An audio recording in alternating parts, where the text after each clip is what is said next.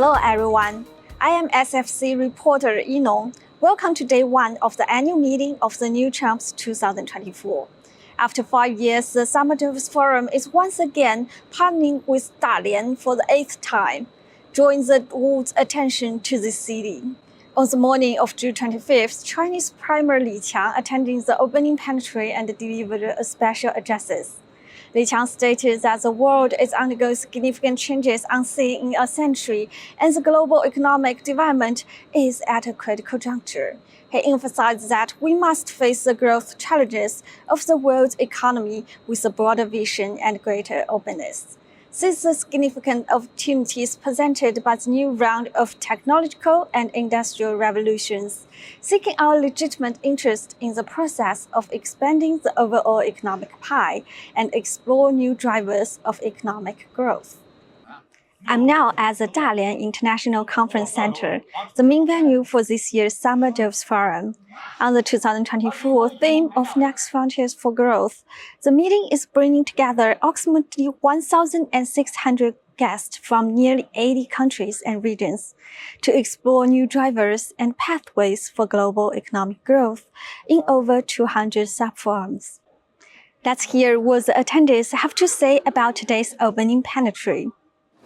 Well, China has leadership role at the UN, in the G20, in many places. In the G20, it is what does it do with the climate agenda? It needs to lead in that, and we have a great new envoy from China. So we hope that 1.5 degree world, which means emissions down, it means more resources for adaptation. So how can we find China's support in making sure that there is a governance in the financial sector that will allow more resources to come for developing countries to use?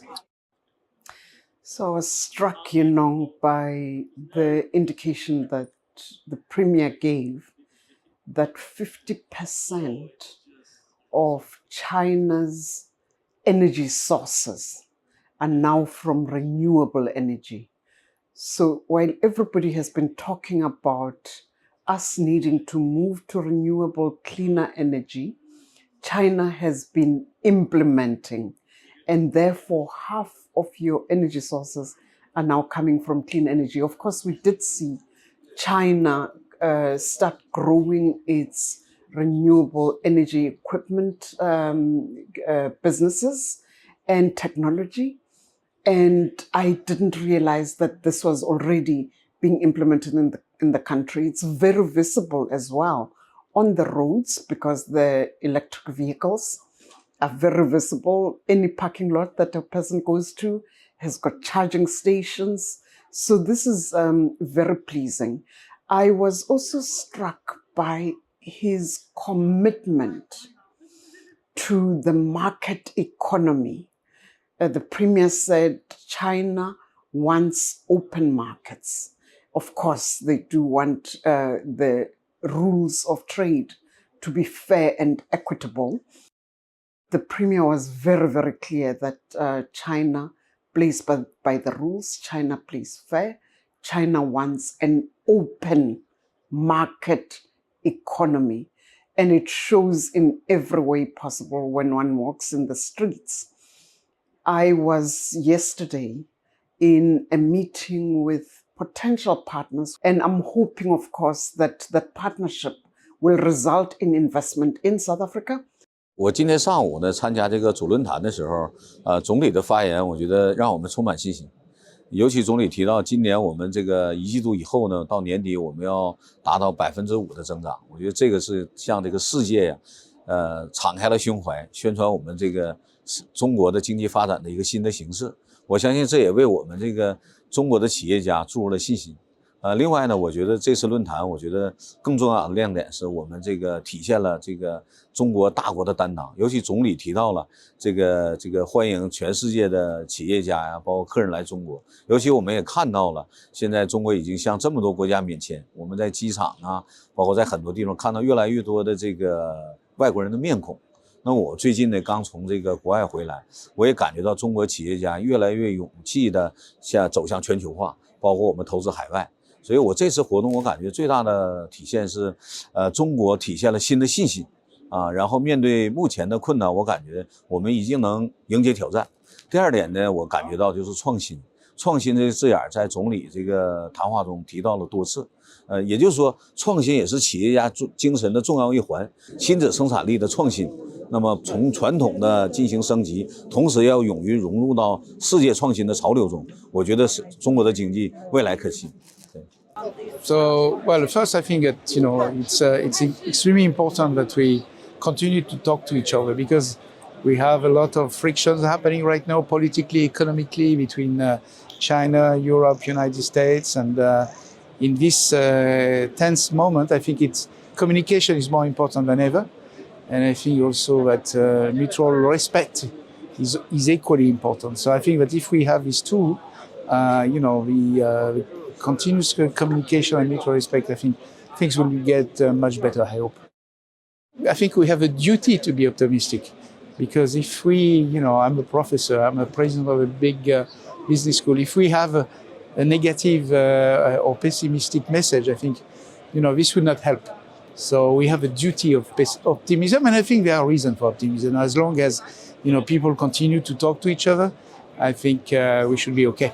I really like the speech of the Prime Minister of China. I think he's totally right when he talks about embracing innovation to the next frontiers, to the new frontiers of the world, that we have to give hands with all other countries in the world and to have a bigger pie and to share a bigger slice of the pie. So for us to change, we are a biotech company from Chile, and we really believe in science, and we really believe that science will change the growth of the world, and we'll have a greener world and a better world to live in, and we need to embrace and work together on that.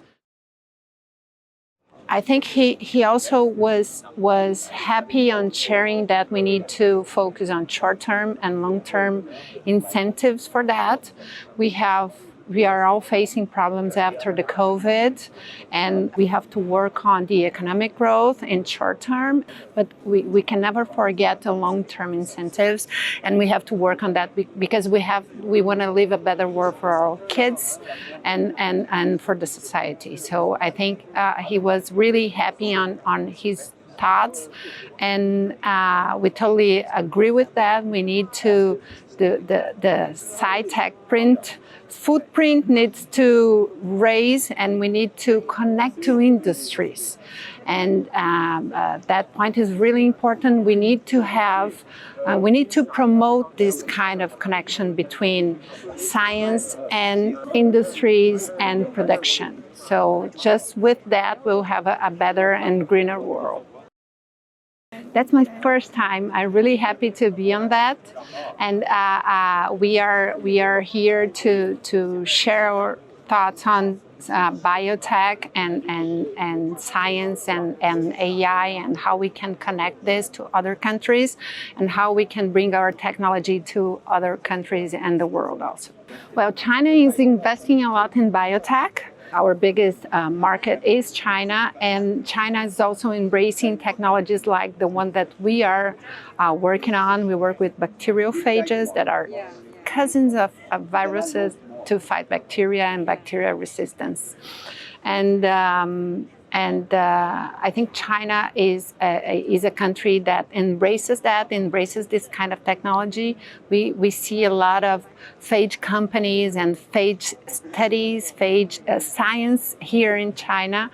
And I think we can share a lot with the country and also with other countries in the world, also connecting our technology with AI technologies and AI platforms.